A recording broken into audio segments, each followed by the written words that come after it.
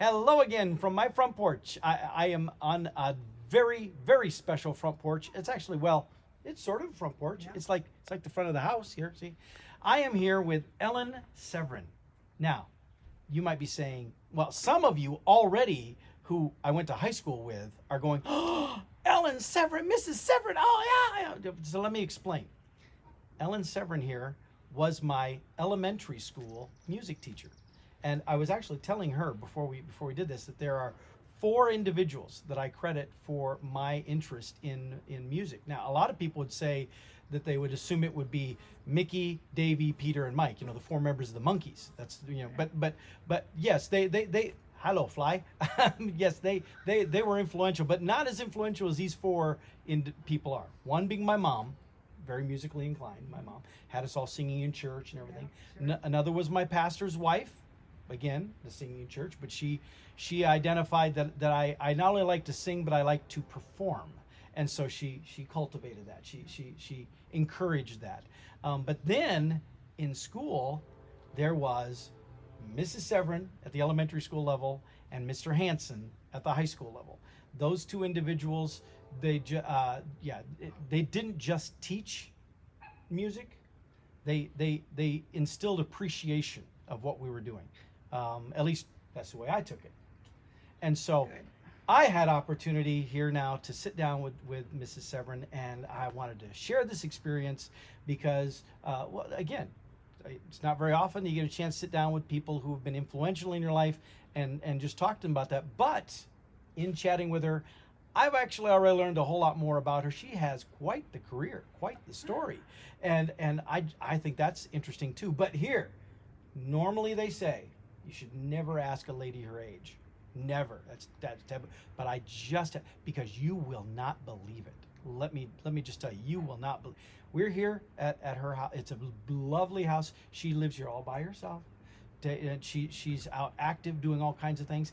And how old are you now, Mrs. Severin? I'm 95, 95 years old. 96 in about 30 days. Wow. That I mean, and she looks better at 96 than I do at 54. but this woman has and actually the house she's in, you said you moved in here when? 1967. 1967, the year I was born.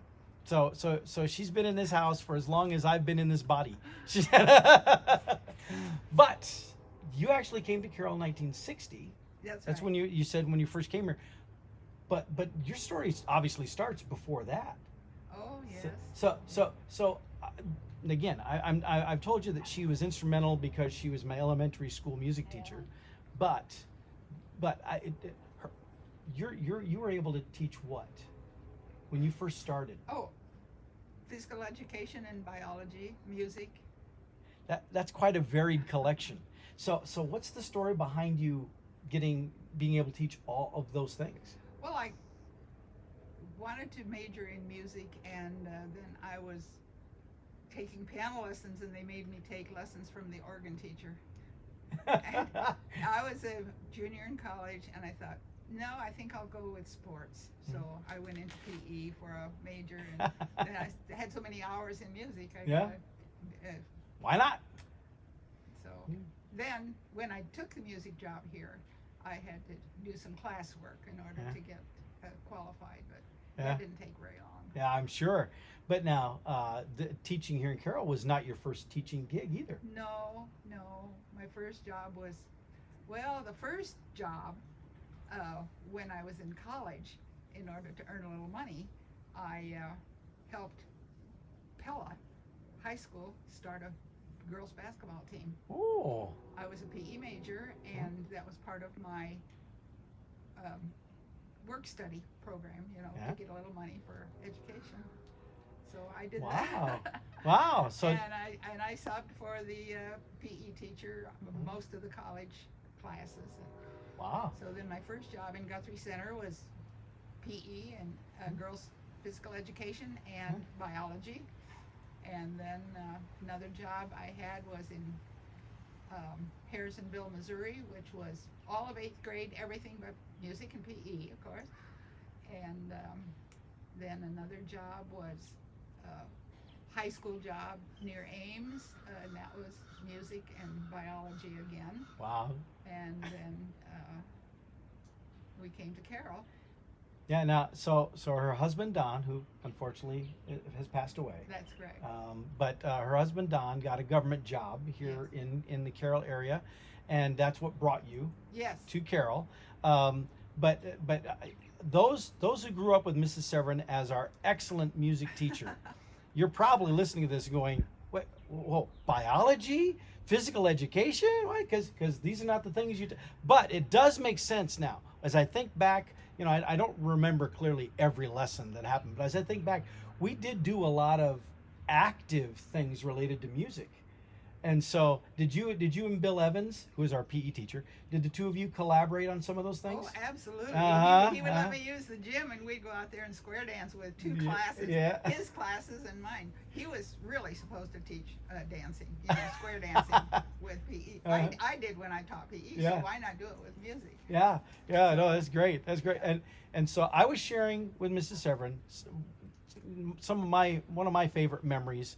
Now I told her it's okay if she doesn't, because she's had like a million kids, No, that not you've that. had, but with thousands, tens of thousands, maybe even 100,000. Who knows? No, No? not that many. Not that many? I don't know if you've been teaching for that long.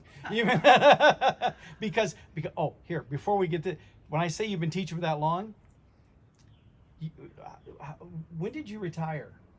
In 1988. Officially retire from full-time teaching? 1988. 1988. And how old were you then? 62. 62. And when did you get your last paycheck as a teacher? When I was 90. 90, because you were doing substitute teaching and That's going back then. right. Yeah. That's right. Yeah. So see, when I say all these kids you've taught, see, I include the substitute kids too. Okay. But right. did you catch that? She was substitute teaching until she was 90. She was still getting a paycheck at 90 for being a substitute teacher. I mean, that just blows my mind. But still, the memory that I shared, that because as you all know, I'm weird, and when I was a little kid, I loved TV themes. Now today you can go out and you can buy CD albums full of TV theme songs, and you can download them from iTunes. In fact, TV theme songs make it on the top record charts. The theme from Friends and stuff like that. They become big full songs. But that wasn't as big a thing when I was a kid. It's a little bit, a little bit of, sometimes a song would hit the radio, a long extended version of kind of thing. But for the most part, that wasn't the way it was. There weren't these albums, all this kind of stuff. So I literally would sit with a cassette tape recorder in front of my speaker of our TV at home, and even shows I didn't watch, I would sit there and I would record the TV theme. I'd be telling my whole family, "Shh, quiet," and then I would have like these 60, 90-minute cassette tapes filled with TV theme songs that I would just listen to over and over. That's weird. That is really weird for a kid, to do that. But I did that. Well, the programs that you didn't just throw together a bunch of songs and say, okay, we're going to do that. You actually did themed events. And why did you do themed events? Because that's extra work. Why did you do that? I don't know. Just had to do it, I guess. Was that fun for you to do it that way? Absolutely. Yeah. Absolutely. I enjoyed, Yeah. Well, doing- so maybe that's why. Maybe so it would be extra fun for you too. I don't know.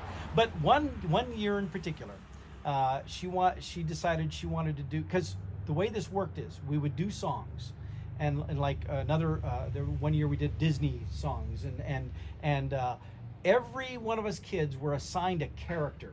And so when the song would be on that your character was in, you would come out from the choir and be out on the stage. Sometimes just stand there, sometimes do a little pantomiming of something, whatever she had stages to do. I was saying, like, we did Disney one. I remember being one of the seven dwarfs, and being Doc, actually, and getting to do a little brief solo with that and stuff. But the year in particular that sticks out for me is one where she wanted to do TV shows, TV themes. And there wasn't a lot of sheet music and stuff. She literally was sitting there penciling these things out, right, and making out her music. But then she had me help her. I don't know how she found out about it. I probably talked about it, blah blah blah blah. But somehow she found out that I had this odd fascination with TV themes, and she actually had me come in and help her, right? And to me, that was a big deal because and we hear about this all the time today. I don't want to make this bigger, overblow this thing, but hang with me. It's a good analogy here. We hear all the time today about kids that struggle with self-awareness, self-identity, their self-worth. And so here I am, a little bit of an outcast, a little bit of a weird kid, doing these odd things, and she validated this odd habit of mine, this odd hobby of recording this by having me put it to use as part of this program. That meant so much to me that now here, all these decades later, I'm still talking about it. And that was not her intent. Her intent wasn't, I'm going to impact Paul. You just wanted the lyrics of the songs, and Paul knows them. Let's have him help. But I knew he could do it. Yeah. and it's great. So I appreciate that so much. Now, if you're wondering which TV character I got to play, I was Bobby Brady. So not exactly one of the top A-list ones, but hey, Brady Bunch kid. I can't go wrong. Brady Bunch. But so thank you for that. I appreciate that very much. You're welcome. But now, I'll also say this. I have this great memory of this. I asked Mrs. Severin, "Do you remember me in when I was in your class?" And you said, "Oh yes, of course." And my first response was, "Good or bad?" Why do you think I had him help me? Yeah. He could do it, and he was willing and smiling and laughing all the time. So apparently some things haven't changed. The hairline has changed a bit. Yeah. Well, it was great times for me. Oh, So now, for you, I mean, you taught for a long time. Yeah. I mean, again, up until 90, you were doing. What about teaching inspired you so much to do that? Well, when I was in college, the 3 jobs a girl could have would be a nurse, a secretary, or a teacher. Mm-hmm. Well, I didn't care for when they took blood out of me, so that was it for nursing.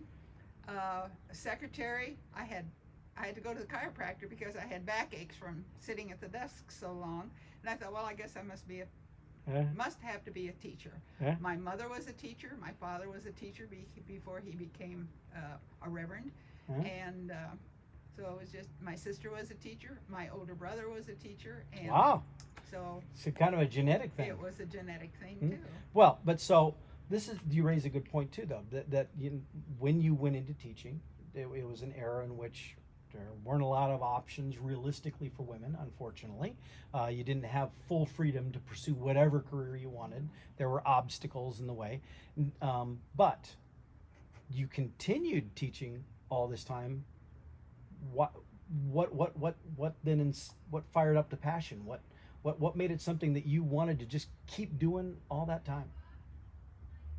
Well, I just loved it. Huh? I would go back now if my heart would let me. Well, the reason I really quit is because my substitute certificate ran out. Oh, yeah.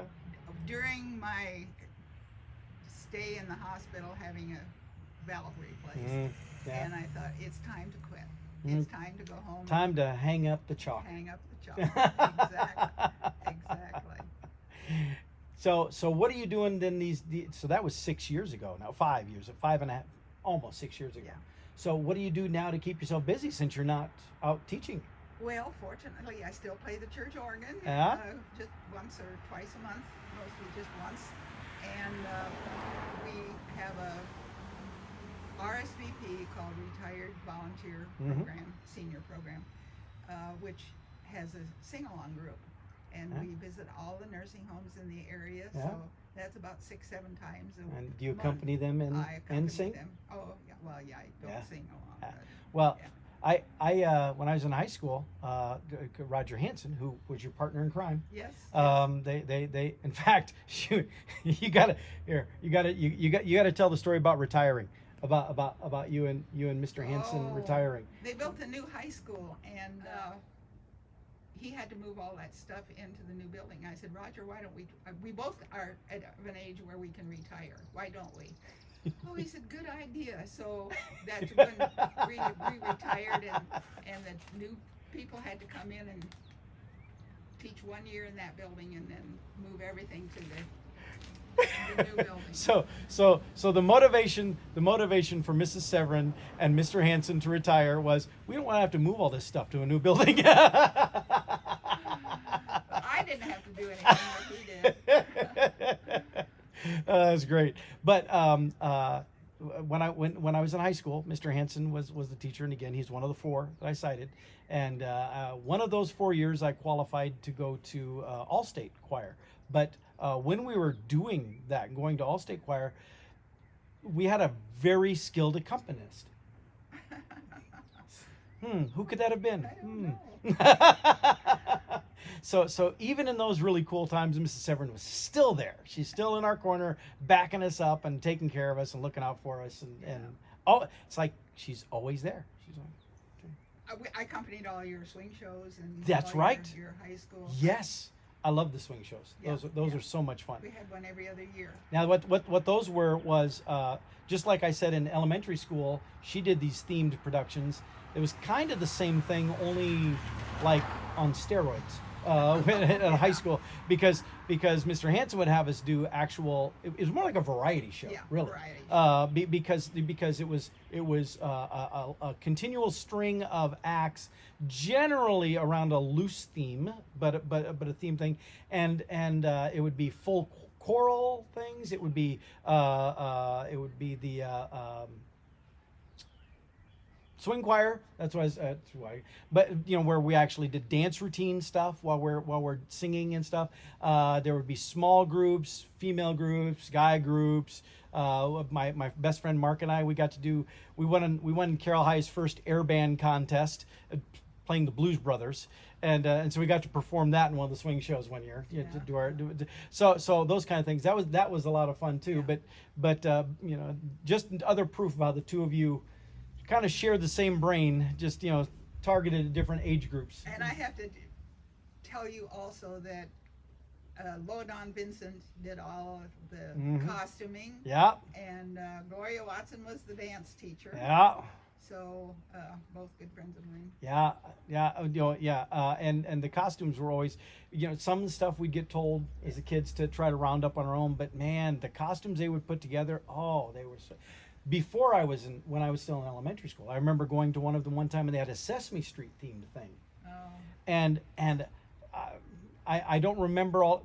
If I were to watch it now, if I were somehow able to go back in time at my age now, watch it, I'd probably see just how cheesy it was and stuff. But at the time as a kid, I swear I remember being enamored that the Sesame Street characters are here in Carroll. To a little kid, they did a fantastic job. And it wasn't just what they did on stage; it was the costumes too that they put together with it. So that was excellent. Anyway, so this has been a nice chat. Thank you. I appreciate you letting me come over and visit with you, Mrs. Severin. It's great getting all caught up on stuff. My first name is Ellen. Yeah, we talked about that too, about how I ran into another teacher that was a little inspirational for me several years after graduating, a guy named Ted Edwards, who was a history teacher, and I ran into him in a store here in Carroll, and I said, Mr. Edwards, hi. And he looks at me, and if you knew him, you would understand. In fact, you could hear his voice saying this. He goes, did this with his nose, because he's always doing this with his nose. And he said, the name's Ted. You can just call me Ted. And I said, no, I can't. I can't. It's Mr. Edwards. Sorry. But again, it is a pleasure. And by the way, part of the reason that I was able to connect with her to do this is because at almost 96 years old, she's also on Facebook, and she's out there doing, and so she's clicking like on things. She's seeing the front porch videos, and I'll sing national anthem or something, and she'll click or she'll comment, say, "Good job, Paul." That means something when your music teacher says, "Good job." It's gonna. But so you are like, they talk about Renaissance man. You're like the Renaissance woman. All this stuff that she can do, and she's still going strong. The Energizer Bunny maybe is a better description. All right. Well. I appreciate you taking time to chat with me. Thank you. This has been a pleasure. This is fun, and it was really fun getting caught up with all of this stuff and hearing some of these wonderful, great stories about the legacy that you actually have had the whole life, and all these different lives and schools that you've touched. And it's going to be like, there is this this one theory that when we get to heaven, that you get a chance to see all the impact that you've had and everything. And for people like Mrs. Severin, I just imagine that being a really big event, and of her getting opportunity to see that there are lives that she touched that she had no clue, had no idea. Like the story I told about me with the TV theme things. I'm telling her this today, and she's like, What? "Oh, okay, whatever." But there's probably endless numbers of those stories with all the kids you've worked with, because when you have a teacher who has a heart for the students, not just the paycheck, man, can they make a difference. And those differences live on. Yeah. So thank you. You're welcome. On behalf of the millions of students. Not quite that many. With that, I'll see you all next time from my front porch.